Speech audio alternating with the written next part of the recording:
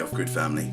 Today I'm going to be doing a build and review video. I've got a lot of projects coming up and the tools that I've got are, you know, they're mediocre, sort of, not mediocre, but I don't have the right tools for the jobs. Up until about 10 years ago I didn't have a drill and I'd use a screwdriver to make holes. So I'm better than that, but there's been a few tools that I just haven't been able to do certain projects without. About 2 years ago I tried to make a CNC machine and all the holes I drilled were by hand, and so they were just slightly misaligned and so on. It still worked to some degree, but it wasn't as accurate and as beautiful as I'd wanted it to be. So my wife, being the beautiful woman she is, has bought me a drill press for my birthday, so that will open up a lot of projects that I just couldn't do without. So I've bought myself, I chose the one I wanted, she bought it for me and it arrived this morning. So I'd like to unpack it with you guys. We'll set it all up and we'll have a look at how well it does and, you know, its features and so on. And I'll put a link in the description to the physical one I bought, and we'll go from there. So let's get on. After doing some research, I decided on the Wolf 9-speed 500W pillar drill. I did some research and it was between two different ones. And then this one came on special offer, so this is the one I decided on.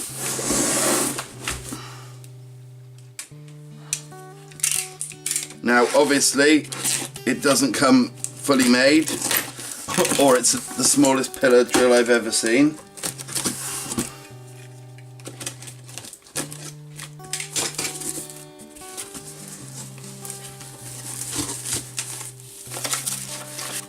It's a nice colour photo thing, you know, it's not all little drawings and so on, so it shouldn't be too difficult. I've just jinxed that for myself.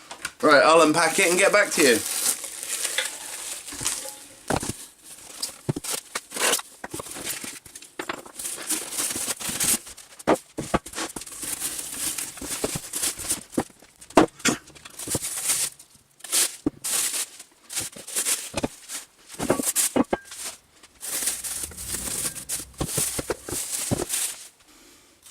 Okay, so this is the entirety of it.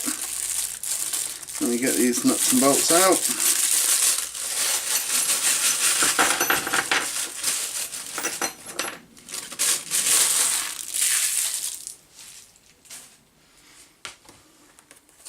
Is this the belts? Are they already in there? Oh no, this is the chuck and chuck key. I'll leave them for now. Okay, so let's start with the pipe, the pillar. That's what's called a pillar drill. So you secure the pillar with these spring washers and bolts.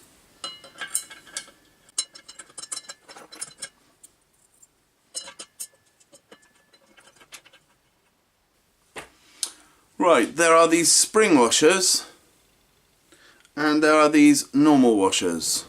And it says to use the spring washers, but it doesn't mention using the other washers anywhere else. I'll do what it says for now, and then I'll probably have to unscrew them again and put the other washers on.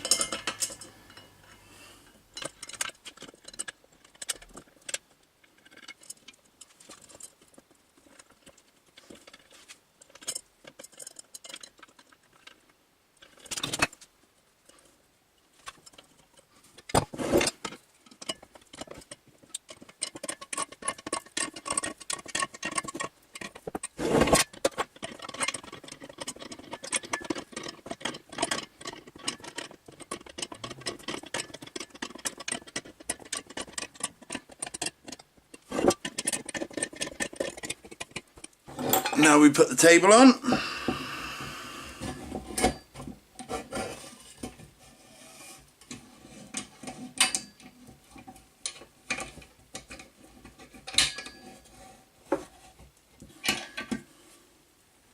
This table rotates, and there's a nut down here to allow you to rotate it. It's not in the easiest position, but it's not horrendous.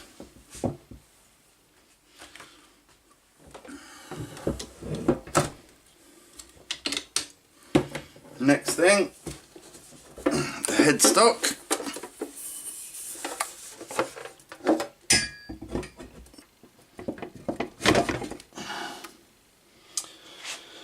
On either side of it, there are some Allen Grubb screws. Oh no, just on the one side, sorry. So we need to align this with the table at the bottom. And then take your Allen key. And tighten it up. Oh, there is another one up here.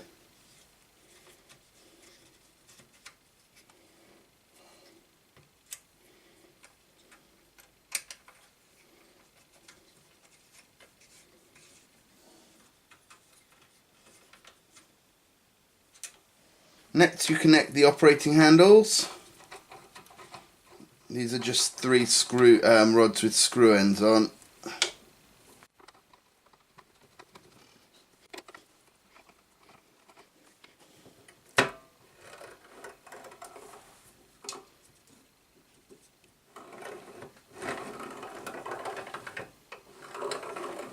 Now to connect the chuck guard.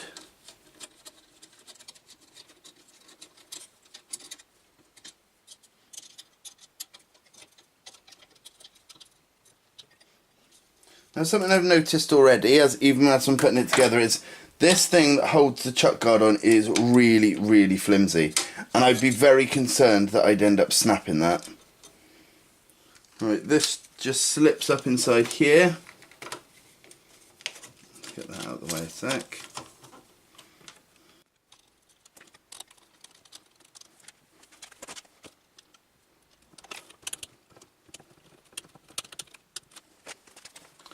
Now the last screw, which is screw and nut, so put that on.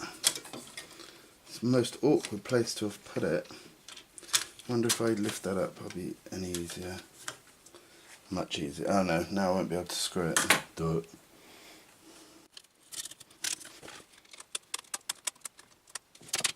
Okay, now to fit the chuck. To secure the actual chuck on, first of all what I'm going to do is lower the table as far as it will go. Either with a rubber mallet or a piece of wood, you hammer this home gently.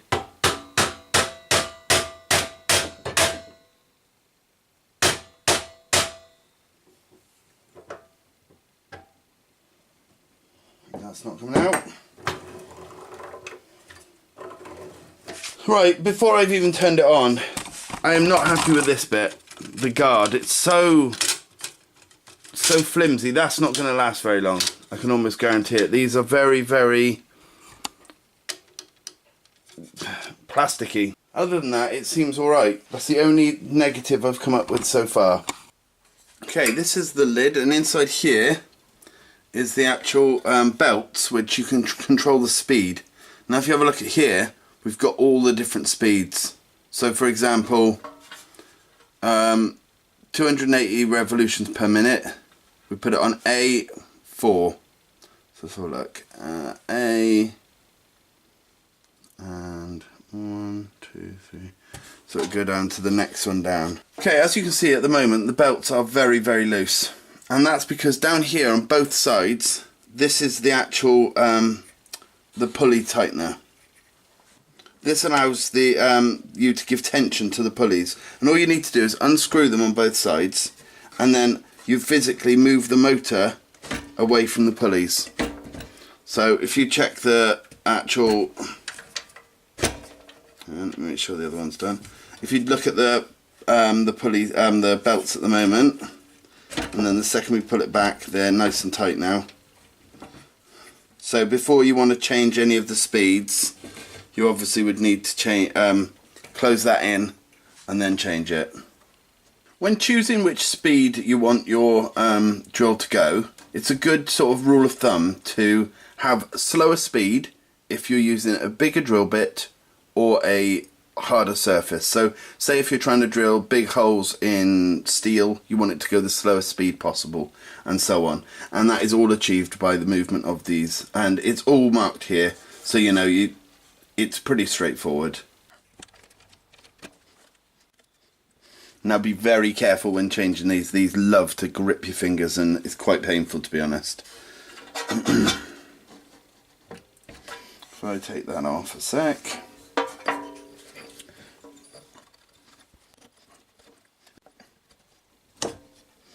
There we go. Now that should be the slowest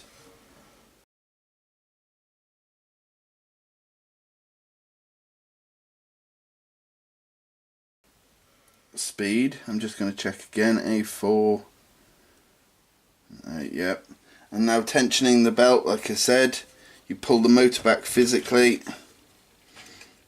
And what you want to do, it'd be a lot easier if I connected this to something. What you want to do is you want to make sure that you can push this about, it says in the booklet 13mm, and I think that's about right. So tighten your bits up, making sure they're equal on both sides. And there we go.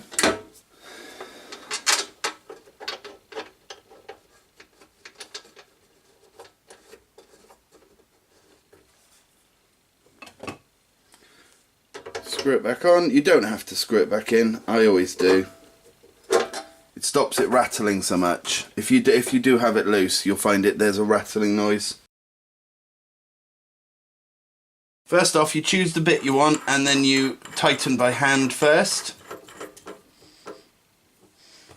And then you go around each hole and you tighten until you've got an even tension all the way around. Don't tighten too much or you will have trouble getting the bit back out.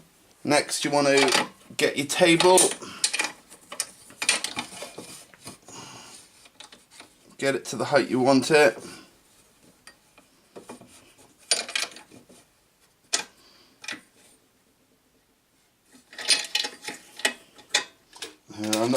This guard is so flimsy.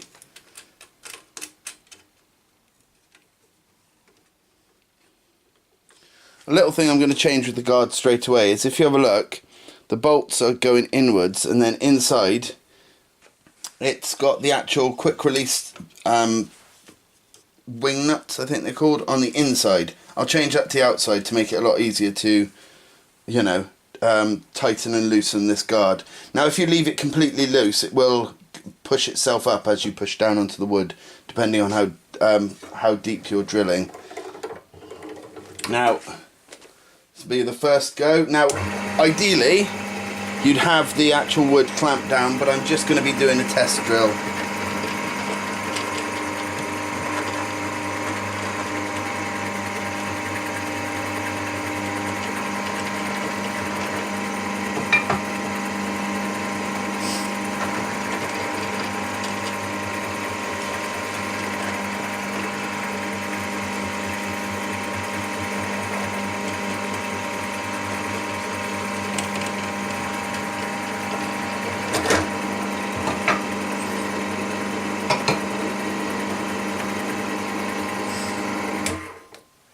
Now the first thing you'll notice is it's not as loud as some of them, which is quite nice, and there was very little rattle from anything.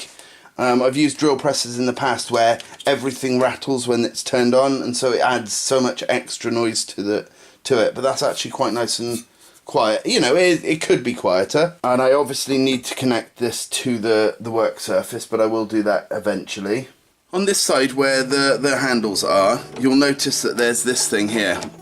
This is on a lot of drill presses, not every single one, but the majority. And what this is a depth stop gauge. And what this does is, if you work out the distance from the table to the drill bit, and then add the amount of depth you want your holes, you can then calculate it.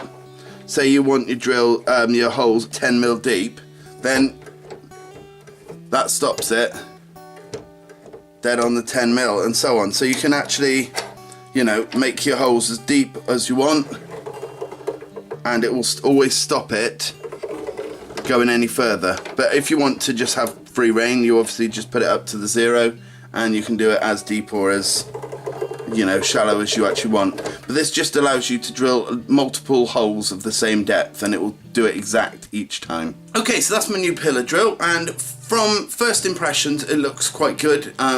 As I say, the only thing I'm a bit disappointed with is the guard. It looks very flimsy, and I don't think that'll last very long, even with careful care and, you know, not abusing the tools too much. Other than that, so far everything looks pretty good. I'm quite impressed with it. I won't obviously do a review in this video because I will want to use it over the next few months, and then I can do a proper review, and you know, I'll notice if there's little quirky bits or little bits that don't work or, you know, could be better. But if I've done that, I'll put a little link up there for you guys, and you can just click straight onto it. But yeah, I'm quite impressed. It's quite a nice machine. It's heavy where it should be, you know, and it looks quite nice, and everything that moves is made out of durable stuff apart from the actual shield. So yeah, I'm quite impressed on first glance, but I'll keep you updated with that. Thanks for watching. I'll see you again soon. Bye.